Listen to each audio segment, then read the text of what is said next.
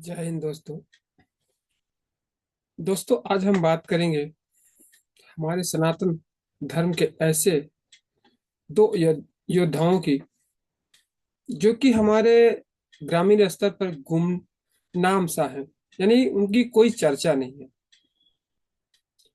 जबकि उन्होंने हमारे धर्म के लिए इतने बड़े बड़े काम किए हैं। इतने बड़े बड़े काम किए हैं कि आप सोच नहीं सकते। जितने भी धर्म के ठेकेदार हैं या फिर अपने आप को साधु संत समझते हैं, मठाधीश समझते हैं या फिर संगठनों के मुखिया समझते हैं, उन्होंने कभी हमारे इन योद्धाओं का समाज में अपने किसी भी वक्तव्य के माध्यम से नहीं उजागर किया, न ही इनको प्रोत्साहित किया, न ही इनके बारे में देश को बताया। मैं आपको बता दूं कि भारत की हर एक ग्राम में, केवल एक गांव में अगर 1,000 लोग होंगे तो मुश्किल से 5 लोग इनके बारे में जानते होंगे, ज्यादा से ज्यादा बता रहा हूं।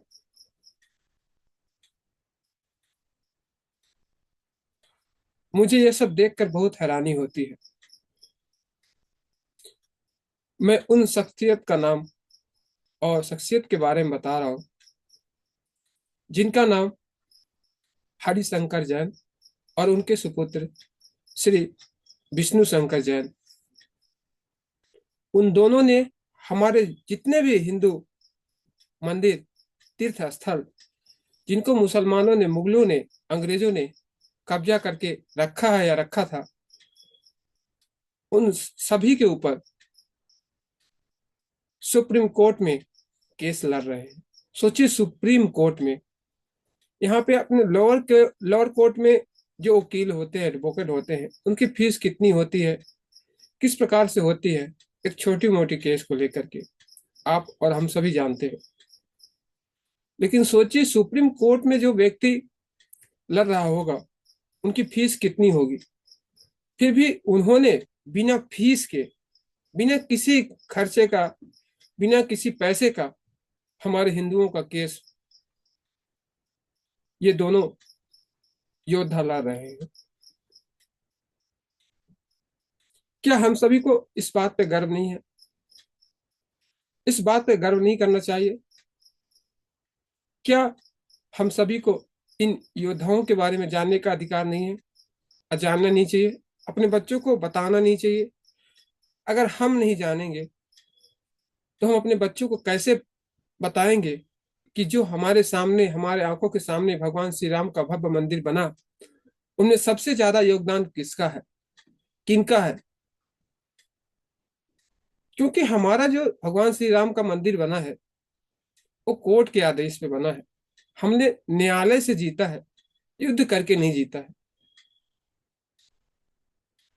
और न्यायालय में किस प्रकार का दाव पेच लगते हैं, किस प्रकार की जानकारियां जुटानी पड़ती है, किस प्रकार का सबूत पेश करने पड़ते हैं, उसमें भी इस वक्त, जबकि मुसलमानों को, जो मुसलमानी संगठन हो तो सपोर्ट करते ही हैं, प्लस हमारे जो राजनीतिक दल है वो भी सपोर्ट करते हैं, और उनके पास इतनी सारी फंडिंग होती है हर एक प्रकार से, आप देखते होंगे। लेकिन इनके पास कोई फंडिंग नहीं है, फंडिंग का साधन नहीं है, और जोखिम जान की इतनी है कि इनके ऊपर न जाने कितनी धमकियां आई। इनको हर किसी ने, जो भी मुल्ला मौलवी और जो भी हिंदू धर्म को ध्वस्त करना चाहते हैं, नष्ट करना चाहते हैं, उन्होंने इतनी धमकियां दी। इनको कई बार जान से मारने की कोशिश की गई, फिर भी इन्होंने अपनी जान की फिक्र नहीं किए, और हम हिंदुओं के लिए लड़ते रहे और लड़ते आ रहे हैं।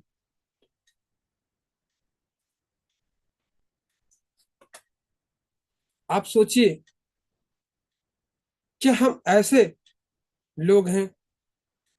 आज हम सभी बोलते हैं कि मंदिर में क्या रखा है, मंदिर से क्या होने वाला है, मंदिर से क्या फायदा है। आज भगवान श्री राम का जो मंदिर बना है, वो सिर्फ हम हिंदुओं के चंदे से बना है। और कम से कम 3200 करोड़ रुपया वहां पे चंदा एकत्रित हुआ है।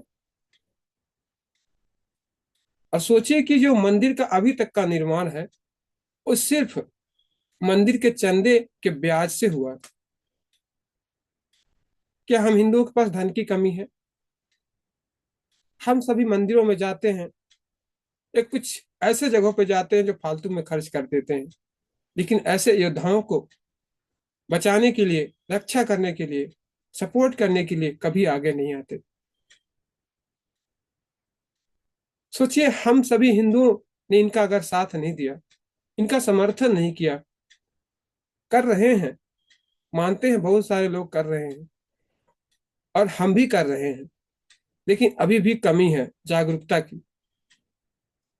आपको एक चीज बताता हूं कि मंदिर से फायदा क्या है। आप एक उदाहरण बता रहा हूं सिर्फ अयोध्या का और काशी का। अयोध्या में जो अभी मंदिर बना है, कितने क्षेत्रफल में बना है, आप सभी इसकी जानकारी निकाल सकते हैं। उस जमीन की कीमत क्या है और कैसे जगह पे जमीन है। आप सभी सोचते होंगे, देखते होंगे कि आपके हमारे जो गांव में जमीन है, एक छोटा सा सड़क अगर निकल गया तो जमीन का रेट सीधे डबल या ट्रिपल हो जाता है।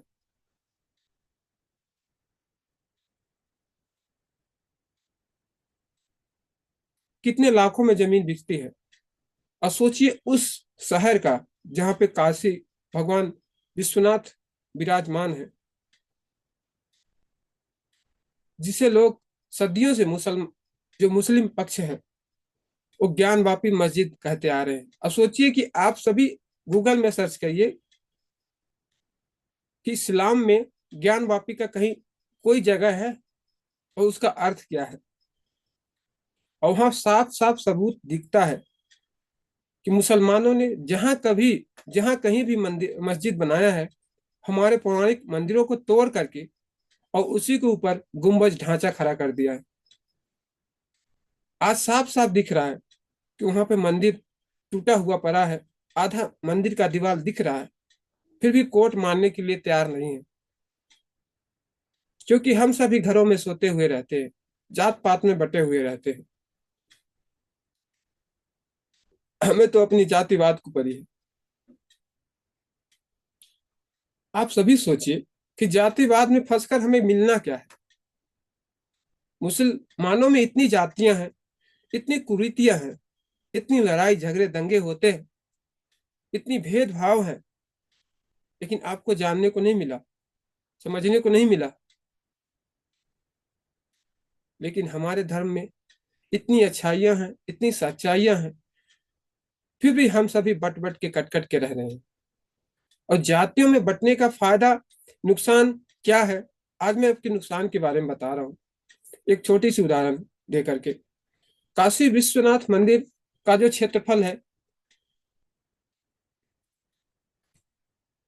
उसको जब आप देखेंगे तो आपको पता चलेगा कि उस जमीन की कीमत क्या है। उस जमीन की कीमत क्या है। सोचिए, लोग बोलते हैं मंदिरों से क्या मिलने वाला है, हमें क्या लेने देना, क्या लेना देना है। उस जमीन की कीमत क्या होगा अगर हम सभी ने उस मंदिर पे अपनी दावा छोड़ दिया, तो मुस्लिम पक्ष का हो जाएगा और उस जगह पे मस्जिद बनाएंगे, इमारत बनाएंगे, दुकान खोलेंगे, उससे किराया वसूलेंगे, उस जगह पे कब्जा करेंगे। तो आज ये हालत है, आगे चल के कितनी महंगाई होगी, उस जमीन की कीमत क्या होगी। और ऐसे एक मंदिर नहीं, लाखों मंदिर हैं और लाखों ऐसे जगह हैं जिसकी कीमत करोड़ों में है। हम सभी बटे हुए हैं, क्षेत्रों में बटे हुए हैं, जातियों में बटे हुए हैं, प्रदेशों में बटे हुए हैं। लेकिन हम सभी को सोचना चाहिए कि जाते तो हम भी एक दूसरे की जगह हैं, एक दूसरे जगह हम भी जाते हैं। अगर हम एक दूसरे के बारे में नहीं सोचेंगे तो कोई और हमारे बारे में कैसे सोचेगा। सोचिए, हरिशंकर जैन जी और विष्णु शंकर जैन जी दोनों जैन धर्म से ताल्लुकात रखते हैं। और नाम क्या है इन लोगों का? हरिशंकर।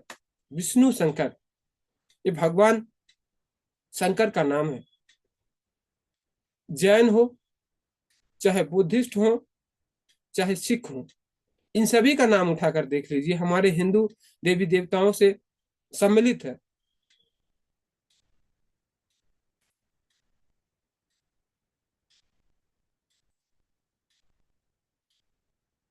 जब आप ये सभी चीजें देखेंगे तो आपको साफ साफ दिखेगा और अनुभव भी होगा कि हमें हिंदू होने में कितनी गौरवान्वित महसूस होता है, सनातनी होने में कितनी गौरवान्वित महसूस होना चाहिए और करना चाहिए। अगर हम सनातन को नहीं समझेंगे, अपने धर्म को नहीं समझेंगे, हमारा ही धर्म सिखाता है सही क्या है, गलत क्या है, झूठ क्या है, और हमारे धर्म में ही इतने हमारे महापुरुष हुए हैं जिन्होंने सत्य का साथ दे करके अपना पुरुषार्थ को कायम किया है और जिसको हम अनुसरण करते हैं।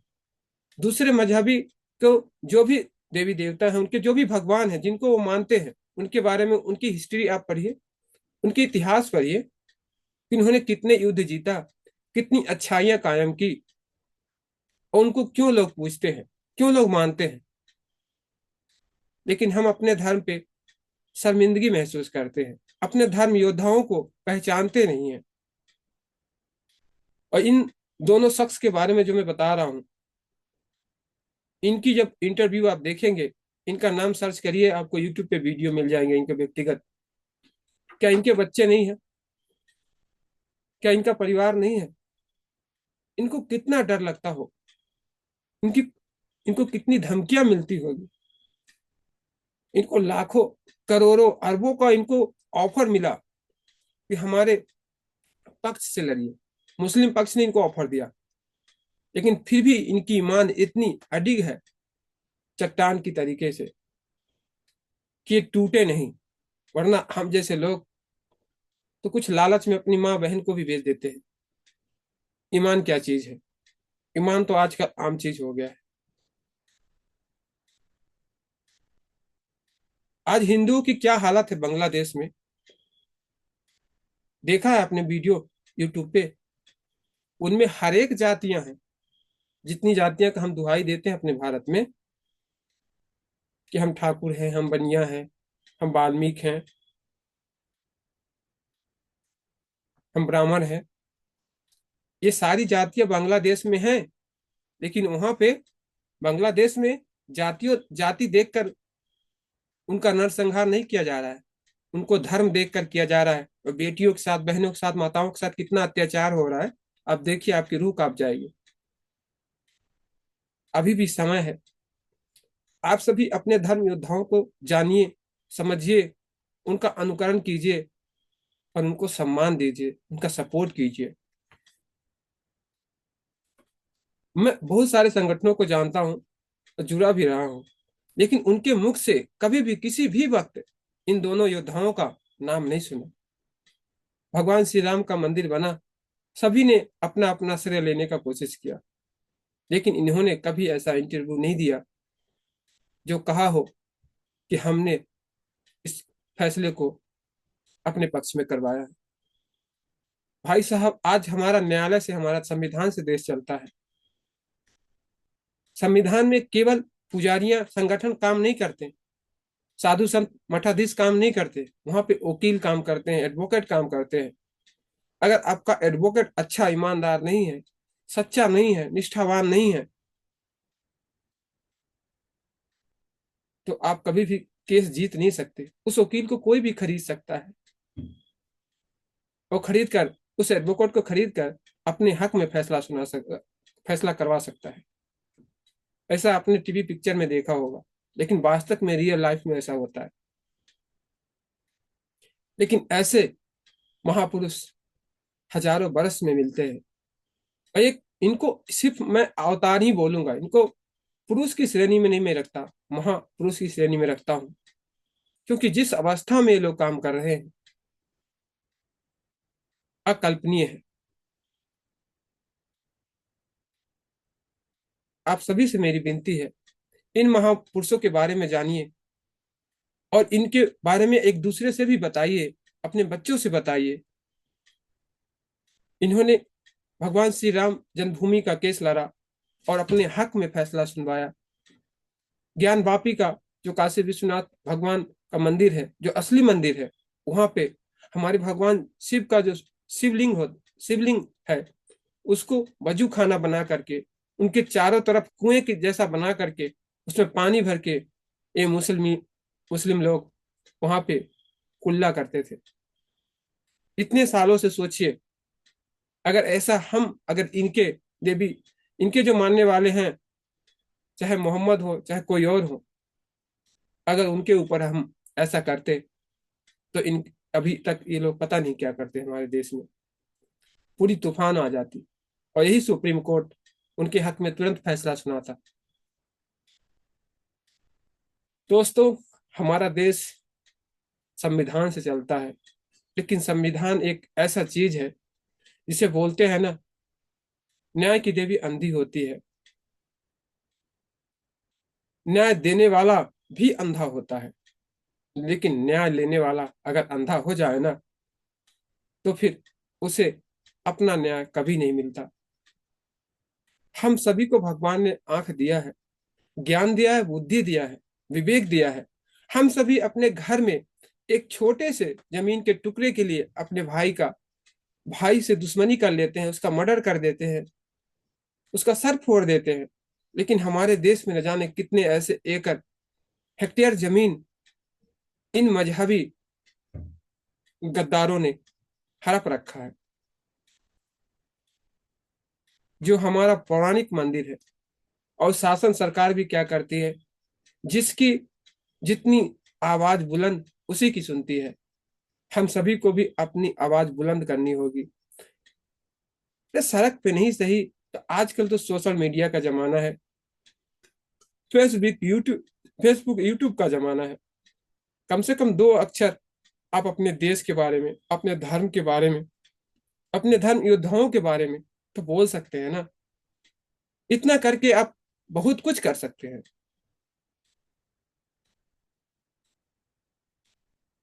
भारत कोई मिट्टी का टुकड़ा नहीं है। भारत एक जीता जागता राष्ट्र पुरुष है। इसे हम सभी को सुरक्षित करना पड़ेगा और इन जैसे योद्धाओं का साथ देना पड़ेगा, जो हमारे देश, हमारी संस्कृति, हमारे मंदिर, हमारे सनातन के लिए काम कर रहे हैं। तो आप सभी से मेरी विनती है, निवेदन है, प्रार्थना है कि इन जैसे महापुरुषों के बारे में जानें, पढ़ें और दूसरों को भी पढ़ाएं और बताएं। और खासकर अपने बच्चों को जरूर पढ़ाएं कि जो 500 साल इंतजार के बाद जो भगवान श्री राम का मंदिर बना है, उसमें अगर ये दोनों ने अपनी जान की इतनी बड़ी जोखिम डालकर इस फैसले को, अगर सुप्रीम कोर्ट में इस केस को लड़ा ना होता, तो आज भगवान श्री राम का मंदिर नहीं बना होता।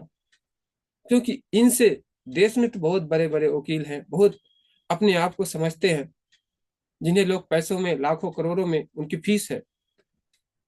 लेकिन इनकी जिद ने हमारे हमारे मंदिरों को हमें वापस दिलाया है, हमारी संस्कृति को वापस स्थापित किया है। और कई भी, जैसे काशी विश्वनाथ का मंदिर का मामला हो या फिर मथुरा का मामला हो, मथुरा के बारे में आप जानेंगे तो आपकी आंखों से नींद उड़ जाएगी। मथुरा को जो भगवान कृष्ण का असली मंदिर है, जो मूर्ति है, वो जहाँ पे मस्जिद है वहां पे है। उसकी जांच करने की आदेश के लिए सिर्फ कोर्ट में पिटीशन डाली जा रही है, तो इन मुसलमानों को दिक्कत हो रही है, जो हमारे हिंदू धर्म को अपने पैरों तले रोंदने चाहते हैं। हम सभी ऐसे जात पात में बटे रहें तो हमारा क्या होगा? अगर हमारे पूर्वजों ने भी ऐसा किया होता तो हमारा क्या हुआ होता? दोस्तों, पैसे की कोई कीमत नहीं है, आती जाती रहती है। आपको एक छोटी सी उदाहरण दे रहा हूँ। बांग्लादेश में एक माने जाने व्यापारी थे। बहुत पैसा उन्होंने कमाया, बहुत दौलत कमाया, बहुत रुपए कमाया। लेकिन उनकी, जब अभी बांग्लादेश में तख्ता पलट हुआ और जब वहां दंगा हुआ, तो उनको दौरा दौरा कर मारा गया, उनकी धन संपत्ति को लूट लिया गया, उनके बच्चों के साथ दुर्व्यवहार किया गया और उनको नंगा करके बीच चौराहे पे मार दिया गया। आप वीडियो देखे होंगे, देख लीजिए। मैं कोई कहावत नहीं बोल रहा हूँ, मैं कोई लोगों को भ्रम में नहीं डाल रहा हूँ, भड़का नहीं रहा हूँ, असलियत बता रहा हूँ। दोस्तों, मुसलमानों के बारे में आप पढ़ेंगे, उनके कुरानों के बारे में पढ़ेंगे, कुरान में पढ़ेंगे, इतनी छुआछूत है, इतनी भेदभाव है, और महिलाओं के प्रति तो कोई सम्मान नाम का चीज ही नहीं है। तो आपको अपने धर्म पे गर्व होगा, अपने सनातनी होने पे गर्व होगा। इसलिए अपने धर्म, अपने संस्कृति के बारे में जानिए।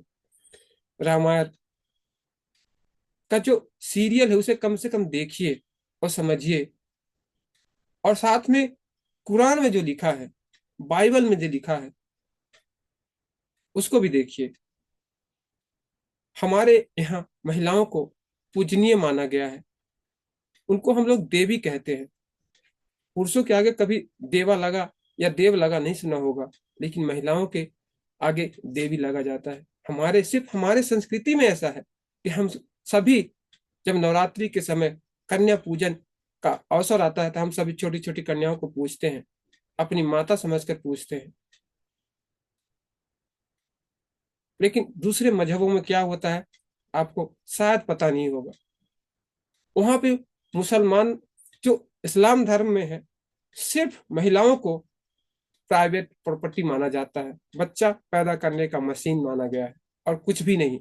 इसलिए आप देखते होंगे कि मुसलमान लोग 3 से 4 शादियां करते हैं और फटाफट फटाफट 3 बार तलाक बोल करके छोड़ देते हैं बच्चे पैदा करके। और ईसाइयों में महिलाओं को पब्लिक प्रॉपर्टी माना गया है। पब्लिक प्रॉपर्टी का मतलब क्या है, आपको बता दूं कि अगर किसी का पत्नी उसके साथ 2 साल बिताया है, तो ये जरूरी नहीं है कि 60 साल या 40 साल उसके साथ बिताए, तुरंत अगले 2 साल वो किसी और के साथ बिता सकती है।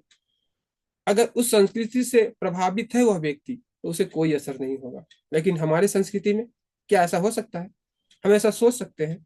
कैसा हम अपना सकते हैं? आप सोचिए कि हमारी धर्मपत्नी हमारे साथ रहे, और कल पता चला दूसरे के साथ रहे, कल परसों पता चला तीसरे के साथ रहे, और हमें इस सब कबूल होगा, सहन होगा? हमारी संस्कृति बहुत महान है, हमें उस पर गर्व करना चाहिए। और खासकर इन जैसे योद्धाओं को बारे में जानना बहुत ही जरूरी है। और हमारे मंदिरों के बारे में जानना बहुत जरूरी है कि उनसे जुड़ी हुई कितनी ऐसी तथ्य कहानियां हैं। मंदिर सिर्फ मंदिर नहीं है, भगवान की पूजा नहीं होता, हमारी जो संस्कृति है उसकी पूजा की जाती है।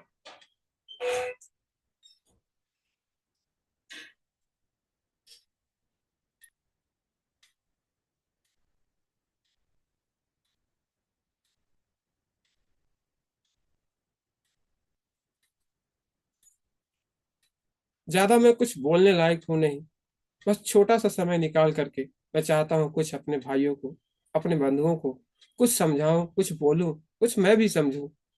और अपने सनातन धर्म के लिए जो भी योद्धाएं काम कर रहे हैं, जिनके बारे में लोगों के बीच चर्चा नहीं है, उसके बारे में जानना बहुत जरूरी है हम सभी को।